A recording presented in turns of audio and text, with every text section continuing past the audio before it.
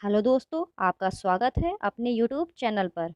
आज हम 11 जनवरी को हुए सी टेट 2021 पेपर 1 के फुल 30 क्वेश्चंस ईवीएस के करेंगे। तो आपका पहला क्वेश्चन आया था, the most liked food of the people of which of the following two states of our country is idli, vada, dosa, sambar, coconut chutney. हमारे देश के निम्नलिखित दो राज्यों में से किस राज्य के लोगों का सबसे पसंदीदा भोजन इडली, वड़ा, डोसा, सांभर, नारियल की चटनी है? तो आपका ऑप्शन तीसरा सही हो जाएगा, तमिलनाडु, आंध्र प्रदेश। दोस्तों, अगर आपको ये वीडियोस अच्छे लगते हैं तो चैनल को सब्सक्राइब ज़रूर कीजिएगा, वीडियो को लाइक भी कर दीजिएगा। और अगर आप ऐसी वीडियोस देखना चाहते हैं तो आप इस यूट्यूब चैनल को विज़िट करें। इस यूट्यूब चैनल पर 2021-22 में हुए सी टेट पेपर 1 और पेपर 2 के मैक्सिमम शिफ्टों के सॉल्यूशंस ऑलरेडी प्रोवाइड कर दिए गए हैं। आप इस यूट्यूब चैनल को विज़िट करें और सभी शिफ्टों के सॉल्यूशंस देख लीजिए। आपका सेकंड क्वेश्चन आया था, यदि कोई व्यक्ति सबसे छोटे मार्ग से मुंबई से चंडीगढ़ तक ट्रेन से यात्रा करता है तो ट्रेन के आने की संभावना नहीं है। तो आपका दूसरे का ऑप्शन दूसरा ही सही हो जाएगा, पंजाब। आपका थर्ड क्वेश्चन आया था, एक शिविर में एकत्रित छात्रों के समूह में एक लड़की द्वारा दिए गए निम्नलिखित कथनों पर विचार करें। मैं एक ऐसे शहर से आई हूँ जो एक पहाड़ी क्षेत्र है। हमारे यहाँ हमारे यहाँ भारी बारिश होती है और बर्फबारी भी होती है। जब बहुत ठंड होती है तो हम धूप में बैठना पसंद करते हैं। हमारे घर पत्थर या लकड़ी के बने हैं। तो आपका थर्ड का ऑप्शन फोर्थ सही हो जाएगा, हिमाचल प्रदेश। आपका फोर्थ क्वेश्चन आया था, the distance between new Delhi station and Kanpur railway station is 432 kilometer. A train starting on 18/12/2021 at 23.45 hours from New Delhi railway station reaches New Delhi railway station on 19/12/2021 at 7.45 hours. The average speed of the train during journey is। नई Delhi railway station और Kanpur railway station के बीच की दूरी 432 kilometre है। एक train 18/12/2021 को नई Delhi railway station से 11:45 बजे शुरू होकर 19/12/2021 को 7:45 बजे नई दिल्ली रेलवे स्टेशन पहुंचती है। यात्रा के दौरान ट्रेन की औसत गति है, तो इसमें आपको एवरेज स्पीड फाइंड करनी थी। तो आपका फोर्थ का ऑप्शन दूसरा सही हो जाएगा, 15 मीटर पर सेकेंड। आपका फिफ्थ क्वेश्चन आया था, निम्नलिखित में से दो जानवरों के एक समूह का चयन करें जहां सामने के दांत जीवन भर बढ़ते रहते हैं, इसलिए उन्हें अपने दांतों को बहुत लंबा होने से बचाने के लिए चीज़ों को कुतरते रहना पड़ता है। तो आपका फिफ्थ का ऑप्शन तीसरा सही हो जाएगा, चूहा और गिलहरी। आपका सिक्स क्वेश्चन आया था, कन्नौज इज अ आपका सिक्स क्वेश्चन आया था, Kannauj is a district which is famous throughout India for its ittar. This district is a part of. Kannauj एक ऐसा जिला है जो अपनी यात्रा के लिए पूरे भारत में प्रसिद्ध है। यह जिला का एक हिस्सा है। तो सिक्स का ऑप्शन आपका फोर्थ सही हो जाएगा, उत्तर प्रदेश। ये तो आंसर सबको ही पता होगा। सेवेंथ क्वेश्चन आया था आपका, sand dunes are found in. रेत के टीले पाए जाते हैं। तो आपका सेवेंथ का ऑप्शन फोर्थ सही हो जाएगा, अबू धाबी एंड अफगानिस्तान। आपका एट्थ क्वेश्चन आया था, Bhopal is due north of Bangalore and Gandhinagar is due west of Bhopal. The direction of Bangalore with respect to Gandhinagar is. Bhopal Bangalore के उत्तर में है और गांधीनगर भोपाल के पश्चिम में। गांधीनगर के संबंध में बेंगलोर की दिशा है। तो यह क्वेश्चन आपका दिशा संबंधित था। तो आपका एट्थ का ऑप्शन सही हो जाएगा, तीसरा, दक्षिण पूर्व, साउथ ईस्ट। आपका नाइन्थ क्वेश्चन आया था, select correct statement from the following about bronze. कांस्य के बारे में निम्नलिखित में से सही कथन का चयन करें। तो आपका नाइन्थ का ऑप्शन तीसरा सही हो जाएगा। यह कॉपर और टिन की मिश्र धातु है। It is an alloy of copper and tin. आपका टेंथ क्वेश्चन आया था, select from the following a match which does not provide the correct way of preservation of the correspondence food items. निम्नलिखित में से एक मैच का चयन करें जो संबंधित खाद्य पदार्थ के संरक्षण का सही तरीका प्रदान नहीं करता है। तो आपका 10th का ऑप्शन दूसरा सही हो जाएगा, दूध पनीर, मिल्क पनीर। आपका 11th क्वेश्चन आया था, in which part of our country the big cone shaped tents used for living are known as rebo and the place in which animals are kept are called lekha. हमारे देश के किस भाग में रहने के लिए उपयोग किए जाने वाले बड़े शंकु के आकार के तंबू को रेबू के नाम से जाना जाता है और जिस स्थान पर जानवरों को रखा जाता है उसे लेखा कहा जाता है। तो आपका 11th का ऑप्शन 4th सही हो जाएगा, ले एंड लद्दाख, ले और लद्दाख। आपका 12th क्वेश्चन आया था, in our country there are, हमारे देश में केंद्र शासित प्रदेशों की संख्या है। तो आपका 12th का ऑप्शन तीसरा सही हो जाएगा, 8 केंद्र शासित प्रदेश। आपका 13th क्वेश्चन आया था, select from the following a group of 3 states all having their coast on the Arabian sea. निम्नलिखित में से 3 राज्यों के एक समूह का चयन करें जिसमें सभी तट अरब सागर में स्थित हैं। तो आपका 13th का ऑप्शन पहला सही हो जाएगा, केरल, कर्नाटक, महाराष्ट्र। आपका 14th क्वेश्चन आया था, Chhau is the folk dance form of the common people of. Chhau किस राज्य के आम लोगों का लोक नृत्य है। तो आपका 14th का ऑप्शन तीसरा सही हो जाएगा, ये छत्तीसगढ़ राज्य का है। आपका 15th क्वेश्चन आया था, consider the following statements about the earthworms the true statements are. केचुआ के बारे में निम्नलिखित कथनों पर विचार करें, सत्य कथन है। तो आपका 15th का ऑप्शन 4th सही हो जाएगा, ए, बी और डी। केचुए खेतों में सुरंग बनाते हैं जो हवा और पानी को मिट्टी में आसानी से पहुंचाते हैं। केचुए नीचे खुदाई करके मिट्टी को नरम करते हैं। केचुए की बूंदें मिट्टी में खाद डालती हैं।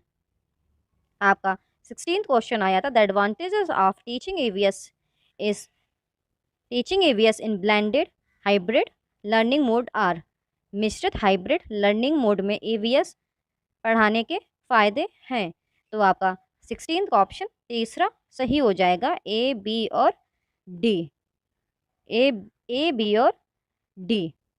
छात्र कहीं से भी ऑनलाइन कक्षा में शामिल हो सकते हैं।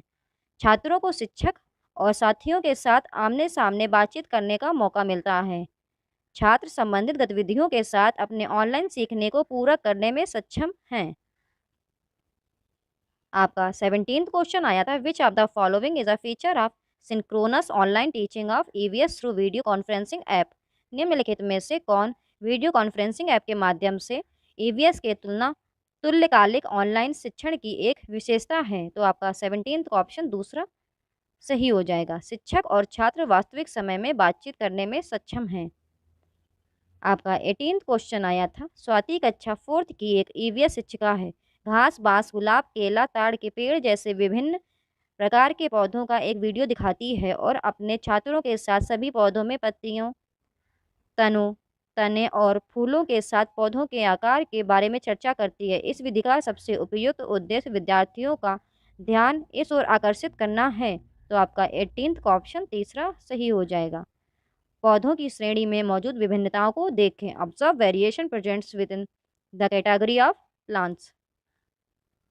आपका 19th क्वेश्चन आया था, भोजन विषय पढ़ाते समय एक ईवीएस शिक्षिका रीता अपने कक्षा 5th के छात्रों से विभिन्न पड़ोसी घरों में खाद्य संरक्षण विधियों का पालन करने के लिए विभिन्न तरीकों के बारे में सर्वेक्षण करने के लिए कहती है। इस सर्वेक्षण के सबसे उपयुक्त उद्देश्य होंगे। तो आपका 20th का ऑप्शन दूसरा सही हो जाएगा, ए, सी और डी। छात्रों को विभिन्न लोगों के प्रति संवेदनशील बनाना, समुदाय के प्रत्यक्ष जानकारी एकत्र करने का अवसर प्रदान करना, समुदाय के साथ बातचीत करने का अवसर प्रदान करना। आपका 20th क्वेश्चन आया था, which of these are objective of teaching EVS at primary stage according to the present curriculum, choose the correct option. वर्तमान पाठ्यक्रम के अनुसार प्राथमिक स्तर पर पर्यावरण अध्ययन को पढ़ाने के उद्देश्य कौन से हैं, सही विकल्प चयन करें। तो आपका 20 का दूसरा ऑप्शन सही हो जाएगा, ए और बी। प्राकृतिक, सामाजिक और सांस्कृतिक वातावरण के बीच संबंधों का पता लगाने और समझने के लिए छात्रों को प्रशिक्षित करने के लिए, छात्रों में पर्यावरण के मुद्दों के बारे में जागरूकता विकसित करने के लिए। तो आपका 20th का ऑप्शन दूसरा सही हो जाएगा, ए और बी। आपका 21st क्वेश्चन आया था, An EVS teacher should keep in mind the following criteria to make groups for conducting an activity. एक ईवीएस शिक्षक को गतिविधि आयोजित करने के लिए, समूह बनाने के लिए निम्नलिखित मानदंडों को ध्यान में रखना चाहिए। तो आपका 21 का ऑप्शन फोर्थ सही हो जाएगा। समूहों के बीच सहयोग और भागीदारी के आधार पर समूह बनाएं। Make groups based on the cooperation and participation among groups. आपका 22nd क्वेश्चन आया था, the nature of EVS curriculum at the primary level is. प्राथमिक स्तर पर ईवीएस पाठ्यक्रम की प्रकृति है। तो आपका 22nd का ऑप्शन पहला सही हो जाएगा। तो आपका 22nd का ऑप्शन पहला सही हो जाएगा। समावेशी, प्रासंगिक, विषयगत, इंक्लूसिव, कॉन्टेक्चुअल, थीमेटिक। आपका 23rd क्वेश्चन आया था, ईवीएस अवधारणाओं को पेश करने के लिए कहानियों का चयन करते समय एक शिक्षक को निम्नलिखित बातों को ध्यान में रखना चाहिए। सही विकल्प चुनें। तो आपका 23rd का ऑप्शन तीसरा सही हो जाएगा, ए, बी और डी। कहानियों को किसी भी अवधारणा के बारे में कोई गलतफहमी पैदा नहीं करनी चाहिए। कहानियों को लिंग, जाति, धर्म और अन्य सामाजिक समूहों से संबंधित किसी भी रूढ़िवादिता को चित्रित नहीं करना चाहिए। कहानियाँ ऐसी होनी चाहिए कि छात्र उनसे संबंधित हो सके। आपका 24th क्वेश्चन आया था, an EVS teacher will ask her students to do which of the following activities to include mapping skills in them. एक ईवीएस शिक्षक अपने छात्रों से मानचित्रण कौशल विकसित करने के लिए निम्नलिखित में से कौन सी गतिविधि करने के लिए कहेगा। तो आपका 24th का ऑप्शन फोर्थ सही हो जाएगा। ए, बी, सी और डी। मानचित्र पर कार्डिनल दिशाओं का पता लगाना, बिना मापे हुए मानचित्र बनाना, स्वचित्रित मानचित्रों के लिए प्रतीकों का उपयोग करना, मानचित्र की व्याख्या करने के लिए मानकीकृत सार्वभौमिक प्रतीकों का उपयोग करना। आपका 25th क्वेश्चन आया था, एक ईवीएस शिक्षक एक चर्चा के दौरान बताते हैं कि राजस्थान के गांवों में लोगों ने अपने घर स्थानीय रूप से उपलब्ध सामग्रियों से बनाए हैं, जबकि मुंबई जैसे शहरों में लोगों का घर बनाने के लिए सीमेंट, ईंट, कांच और टाइल जैसी सामग्री खरीदते हैं। इस चर्चा के आकलन के लिए सीखने के परिणाम हैं। तो आपका 25th का ऑप्शन फोर्थ सही हो जाएगा, तुलना और विश्लेषण, कंपेयरिंग एंड एनालिसिस। आपका 26th क्वेश्चन आया था, एक ईवीएस शिक्षक चाहता है कि उसके छात्र पानी की बर्बादी में योगदान करने वाले लोगों की विभिन्न दैनिक गतिविधियों का पता लगाएं। इस उद्देश्य के लिए निम्नलिखित में से कौन सी सबसे उपयुक्त रणनीति है। तो आपका 26 का ऑप्शन फोर्थ हो जाएगा। एक परिवार द्वारा प्रतिदिन उपयोग किए जाने वाले पानी की मात्रा का अनुमान। आपका 27th क्वेश्चन आया था, which of the following is an integral components of environmental education at the primary level. निम्नलिखित में से कौन प्राथमिक स्तर पर पर्यावरण शिक्षा का एक अभिन्न अंग है। तो आपका 27th का ऑप्शन दूसरा सही हो जाएगा, बच्चों का वातावरण। आपका 28th क्वेश्चन आया था, एक ईवीएस शिक्षक के रूप में आप प्राथमिक कक्षाओं के छात्रों के लिए पाठ्य पुस्तक के चयन में किस मानदंड को सबसे महत्वपूर्ण मानेंगे। सही विकल्प का चयन करें। तो आपका 28 का ऑप्शन पहला सही हो जाएगा, ए और डी। पाठ्य पुस्तक में लिंग, जाति, वर्ग और धर्म से संबंधित कोई रूढ़िवादिता नहीं होनी चाहिए। पाठ्य पुस्तक सचित्र और देखने में आकर्षक होनी चाहिए। आपका 29th क्वेश्चन आया था, which of the following resources will be most appropriate to teach gender stereotypes to students of class 5th।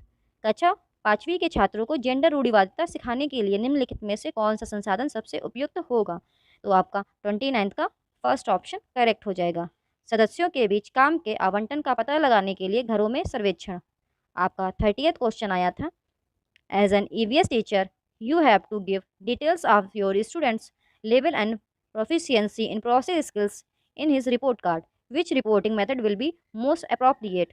एक ईवीएस शिक्षक के रूप में आपको अपने छात्रों के स्तर और प्रक्रिया कौशल में दक्षता का विवरण उनके रिपोर्ट कार्ड में देना होगा। कौन सी रिपोर्टिंग पद्धति सबसे उपयुक्त होगी। तो आपका 30th का ऑप्शन तीसरा सही हो जाएगा, रेटिंग स्किल्स। अगर आपको ये वीडियो अच्छा लगता है तो मेरे यूट्यूब चैनल को सब्सक्राइब करें, वीडियो को लाइक करें और अपने दोस्तों के साथ शेयर करें।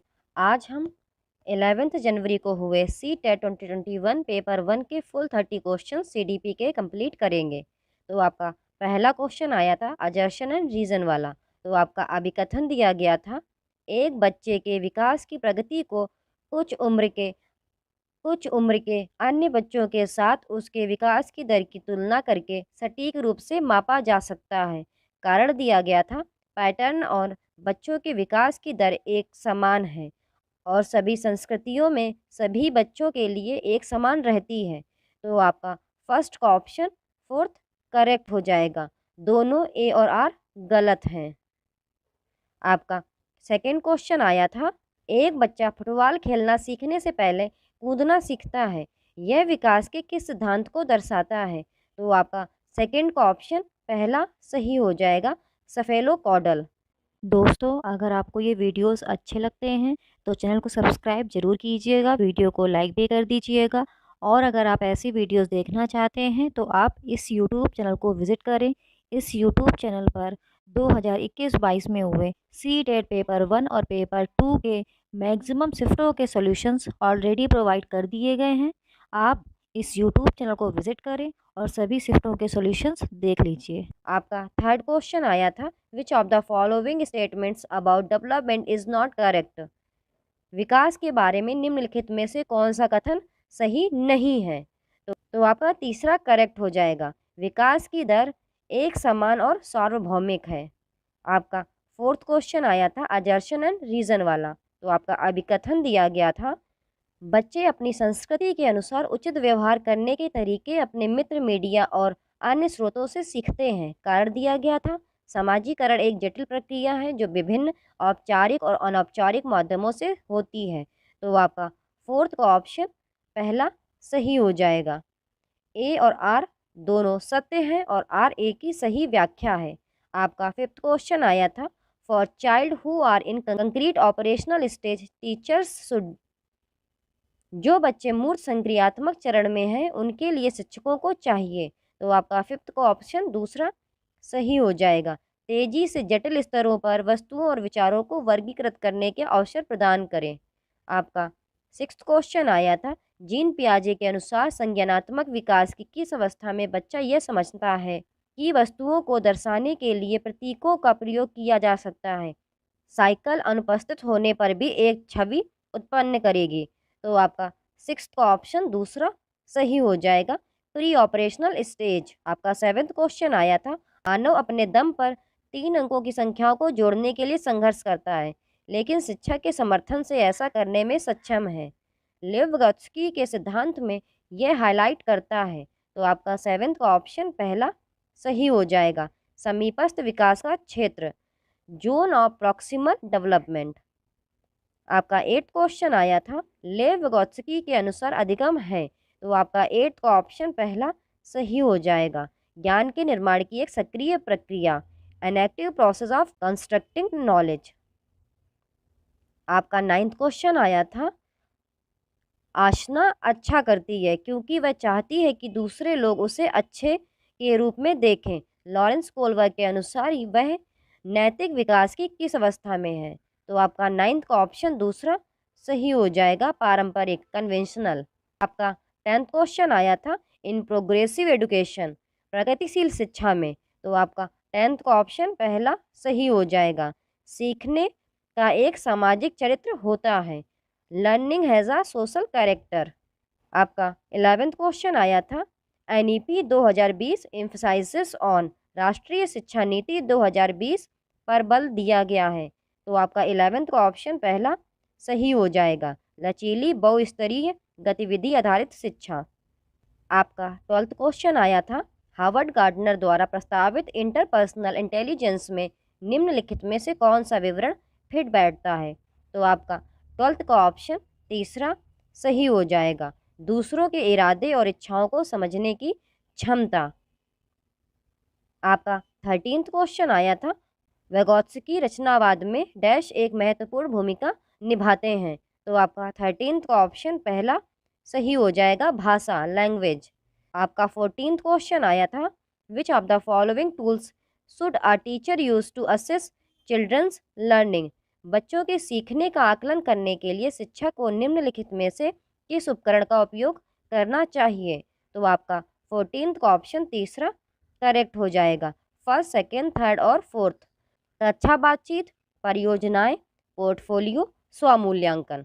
आपका 15th क्वेश्चन आया था, the purpose of assessment as per the NEP 2020 is to provide information on, राष्ट्रीय शिक्षा नीति 2020 के अनुसार मूल्यांकन का उद्देश्य के बारे में जानकारी प्रदान करना है। तो आपका 15th का ऑप्शन तीसरा करेक्ट हो जाएगा। छात्र की विफलता की सही पहचान करने के लिए सीखने में अंतराल और कमियां। आपका 16th क्वेश्चन आया था, which of the following practice is a barrier to inclusion. निम्नलिखित में से कौन सी प्रथा समावेशन में बाधक है। तो आपका 16th का ऑप्शन दूसरा करेक्ट हो जाएगा। सामग्री केवल कुछ छात्रों की जरूरतों को पूरा करने के लिए डिजाइन की गई है। आपका 17th क्वेश्चन आया था, निम्नलिखित में से कौन हाशिए के समूहों के छात्रों को शामिल करने में बाधा उत्पन्न करता है। तो आपका 17th का ऑप्शन फोर्थ करेक्ट हो जाएगा, सामाजिक कलंक। Which of the following creates barrier to inclusion of students from marginalised groups. तो आपका 17th का ऑप्शन फोर्थ करेक्ट हो जाएगा, सोशल स्टिग्मा। आपका 18th क्वेश्चन आया था, which of the following learning disability directly affects the ability to write coherently. निम्नलिखित में से कौन सी सीखने की अक्षमता सुसंगत रूप से लिखने की क्षमता को सीधे प्रभावित करती है। तो आपका 18th का ऑप्शन दूसरा करेक्ट हो जाएगा, डिस्ग्राफिया। आपका 19th क्वेश्चन आया था, निम्नलिखित में से कौन सा अभ्यास श्रवण शिक्षार्थियों के सफल समावेश में बाधा उत्पन्न करेगा। तो आपका 19th का ऑप्शन फोर्थ करेक्ट हो जाएगा, सत्रीय कार्यों के लिए मौखिक निर्देश दें। आपका 20th क्वेश्चन आया था, निम्नलिखित में से कौन प्रतिभाशाली छात्र की विशेषता है। तो आपका 20th का ऑप्शन तीसरा करेक्ट हो जाएगा, सोच में सटीकता की आवश्यकता। आपका 21st क्वेश्चन आया था, एक शिक्षिका अपने विद्यार्थियों में बोध कौशल को सुगम बनाना चाहती है। इस उद्देश्य के लिए उसे निम्नलिखित में से किससे बचना चाहिए। तो आपका 21st का ऑप्शन दूसरा करेक्ट हो जाएगा, संदर्भहीन करना। आपका 22nd क्वेश्चन आया था, एक अवधारणा के छात्रों के सीखने की सुविधा के लिए एक शिक्षक को चाहिए। तो आपका 22nd का ऑप्शन दूसरा सही हो जाएगा, नियमों को समझने और अवधारणा की विशेषताओं को परिभाषित करने पर ध्यान दें। आपका 23rd क्वेश्चन आया था, निम्नलिखित में से कौन सा कारक शैक्षणिक प्रदर्शन में छात्रों की विफलता के लिए जिम्मेदार नहीं है। तो आपका 23rd का ऑप्शन तीसरा सही हो जाएगा, जिज्ञासा। आप जरूर ध्यान दीजिए, क्वेश्चन में पूछा क्या गया है, नहीं है या है, क्योंकि लोग इसमें कंफ्यूज हो जाते हैं और गलत कर देते हैं, क्योंकि लोग जल्दी जल्दी पढ़ते हैं और उस पर ज़्यादा ध्यान नहीं देते हैं और क्वेश्चन का आंसर गलत कराते हैं। आपका 24th क्वेश्चन आया था, एक अवधारणा को पढ़ाते समय एक शिक्षक एक उदाहरण दे रहा है जिसमें उस अवधारणा से जुड़ी श्रेणी की सबसे महत्वपूर्ण मूल विशेषताएं हैं। ऐसे उदाहरण को कहा जाता है। तो आपका 24th का ऑप्शन तीसरा सही हो जाएगा, एक प्रोटोटाइप। आपका 25th क्वेश्चन आया था, एक निर्दिष्ट लक्ष्य तक पहुंचने के लिए छात्रों को उनकी संज्ञानात्मक क्षमताओं पर चिंतन करने के लिए प्रोत्साहित करके एक शिक्षक निम्नलिखित के विकास को सुगम बना रहा है। तो आपका 25th का ऑप्शन तीसरा सही हो जाएगा, मेटा अनुभूति, मेटा कॉग्निशन।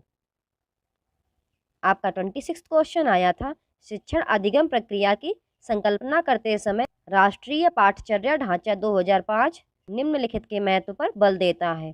तो आपका 26 का ऑप्शन पहला सही हो जाएगा, सक्रिय जुड़ाव और बातचीत पर, एक्टिव एंगेजमेंट एंड इंटरेक्शंस। आपका 27 क्वेश्चन आया था, किसी समस्या को हल करने में विद्यार्थियों की मदद करने के लिए शिक्षक को चाहिए। तो आपका 27 का ऑप्शन तीसरा सही हो जाएगा, संकेत दें कि गतिविधियों से संबंधित schema, give cues that activities that relevant schemas. आपका 28th क्वेश्चन आया था, अजर्शन एंड रीजन वाला। तो आपका अभिकथन दिया गया था, शिक्षण अधिगम प्रक्रिया के दौरान एक शिक्षक को छात्रों को उनकी गलत धारणाओं और वैकल्पिक अवधारणाओं को साझा करने का अवसर देना चाहिए। कारण दिया गया था, भ्रांतियाँ और वैकल्पिक अवधारणाएं हमेशा आधारहीन होती हैं और सीखने की प्रक्रिया में महत्वहीन होती हैं। तो आपका 28 का ऑप्शन तीसरा सही हो जाएगा, ए सच है लेकिन आर गलत है। आपका 29th क्वेश्चन आया था, सीखी हुई लाचारी तब होती है जब एक छात्र यह मानता है कि, तो आपका 29 का ऑप्शन फोर्थ करेक्ट हो जाएगा। शैक्षणिक गतिविधियों के परिणाम अनियंत्रित होते हैं। The outcomes of academic activities are uncontrollable.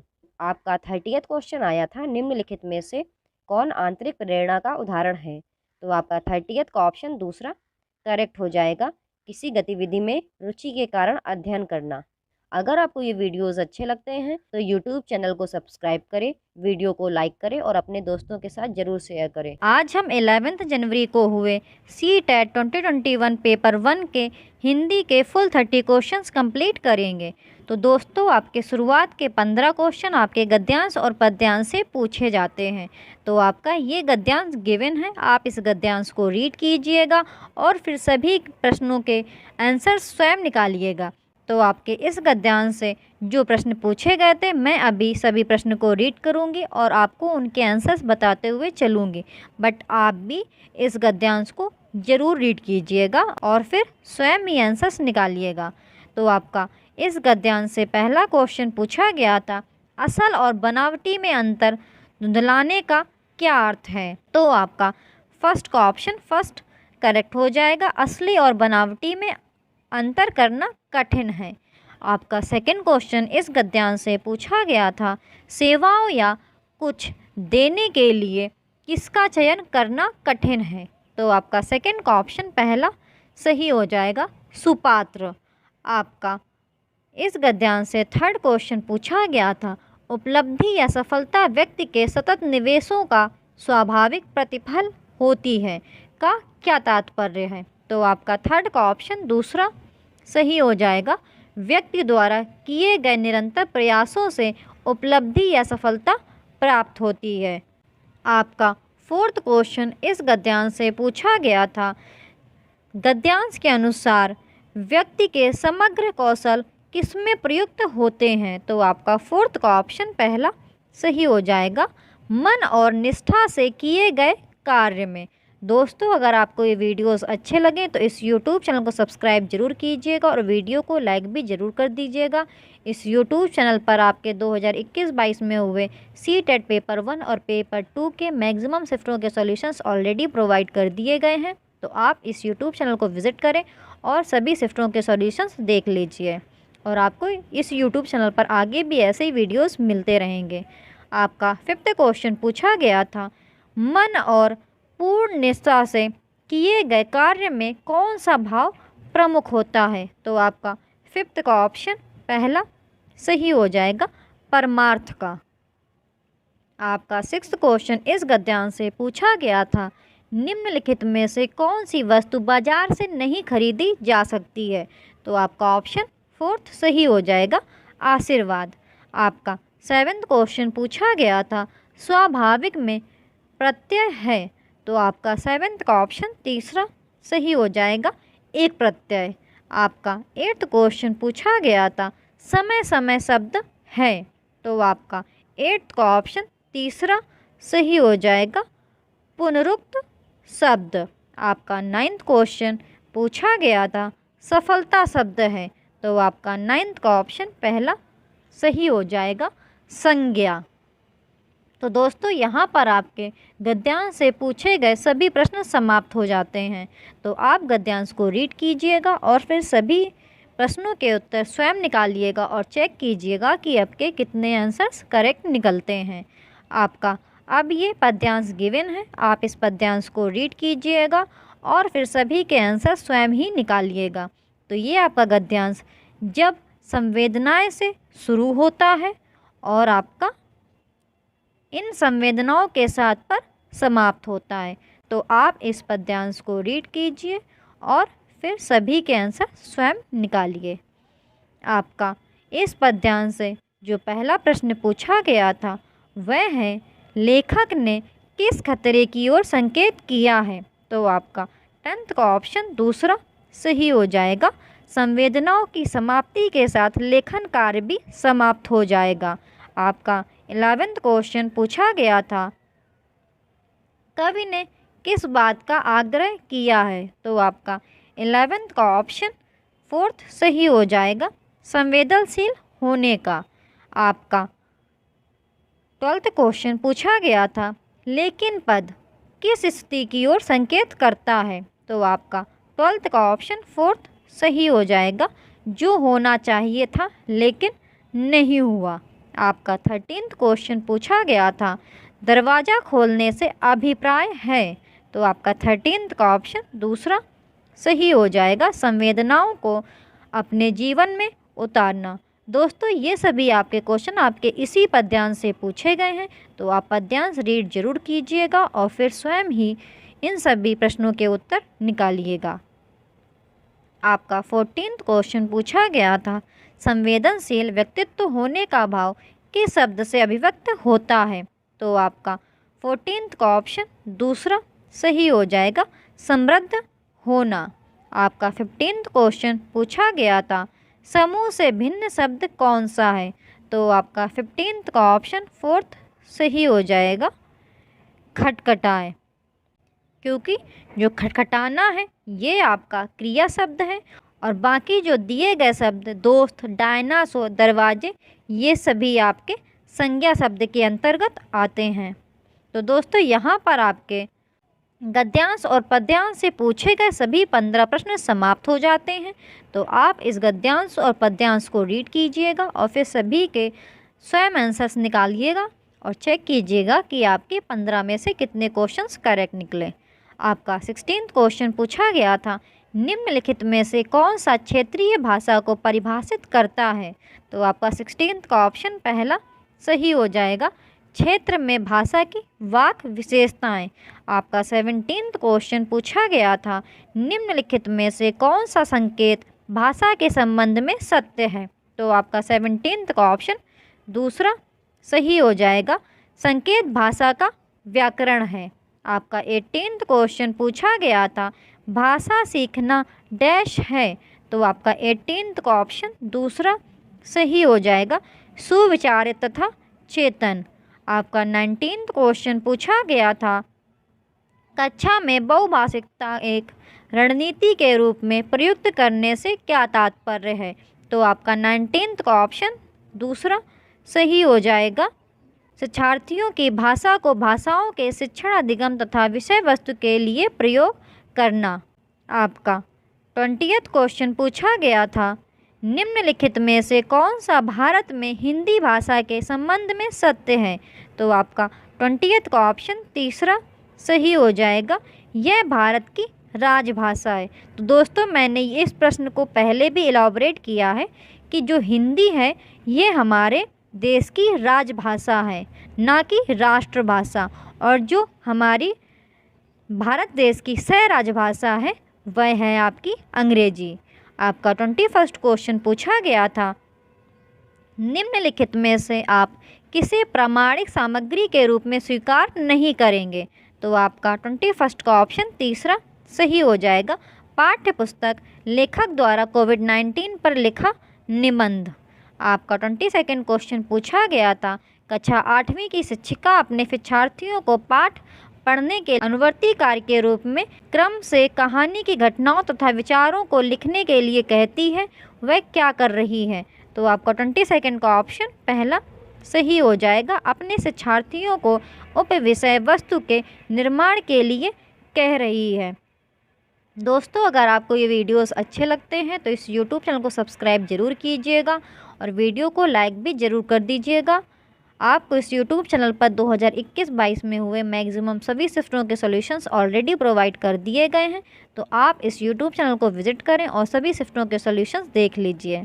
आपका 23rd क्वेश्चन पूछा गया था, निम्नलिखित कथनों में कौन सा भाषा की कक्षा में साहित्यिक पाठ्य सामग्री के शिक्षण के संबंध में सत्य नहीं है? तो आपका 23rd का ऑप्शन पहला सही हो जाएगा, साहित्यिक पाठ्य सामग्री का प्रयोग केवल व्याकरण शिक्षण के लिए किया जाना चाहिए। तो दोस्तों, आपका क्वेश्चन में क्या पूछा गया था? सत्य नहीं है, इसीलिए आपका ऑप्शन पहला सही हो गया। आपका 24th क्वेश्चन पूछा गया था, रविन समाचार पत्र में एक लेख पढ़ता है जिससे कि वह अगले दिन अपने समूह में उस पाठ्य पुस्तक का संपूर्ण विचार प्रस्तुत कर सके, उसके इस पठन को किस रूप में जाना जाता है? तो आपको 24th का ऑप्शन फोर्थ सही हो जाएगा सरसरी तौर पर पढ़ना। आपका 25वां क्वेश्चन पूछा गया था, पढ़ते समय वह शब्द पहचानती है किंतु स्वयं से उसे प्रयोग करने में समर्थ नहीं है। इस शब्द भंडार को किस रूप में जानते हैं? तो आपका 25वां का ऑप्शन दूसरा सही हो जाएगा, निष्क्रिय शब्द भंडार। आपका 26वां क्वेश्चन पूछा गया था, आधारभूत अंतःवैयक्तिक संप्रेषण कौशल डैश है। तो आपका 26वां का ऑप्शन पहला सही हो जाएगा, भाषा का वर्तमान में प्रयोग करते हैं। आपका 27वां क्वेश्चन पूछा गया था, कौन सा लेखन उपागम शिक्षार्थियों को लेखन सिखाने के लिए लेखन के विभिन्न स्तरों से गुजरने का अवसर प्रदान करता है? तो आपका 27वां का ऑप्शन दूसरा सही हो जाएगा, प्रक्रिया उपागम। आपका 28वां क्वेश्चन पूछा गया था, अरुल और राहुल शिक्षक अपनी व्याकरण की कक्षा में पहले व्याकरण बिंदुओं, वाच्य और काल का परिचय देते हैं और यह समझाते हैं कि नियम किस तरह बनते हैं और किस तरह संदर्भ का प्रयोग करते हैं। इसके उपरांत वे शिक्षार्थियों को भाषा मदों के अभ्यास के लिए बहुत सारे कार्य देते हैं। व्याकरण सीखने सिखाने की यह प्रक्रिया कहलाती है। तो आपका 28 का ऑप्शन फोर्थ सही हो जाएगा, घोषणात्मक ज्ञान। आपका 29वां क्वेश्चन पूछा गया था, निम्नलिखित में से कौन सा भाषा सीखने के लिए निवेश आधारित कार्य है? तो आपका 29वां का ऑप्शन पहला सही हो जाएगा, शिक्षार्थी 5 के समूह में कहानी पढ़ता है। आपका 30वां क्वेश्चन पूछा गया था, निम्नलिखित में से कौन सी भाषा शिक्षा की संकल्पना नहीं है? क्या पूछा गया है? संकल्पना नहीं है। तो आपका 30वां का ऑप्शन दूसरा सही हो जाएगा, ध्वनि की तरंग लंबाई। दोस्तों, अगर आपको ये वीडियोस अच्छा लगता है तो इस YouTube चैनल को सब्सक्राइब जरूर कीजिएगा और वीडियो को लाइक भी ज़रूर कर दीजिएगा।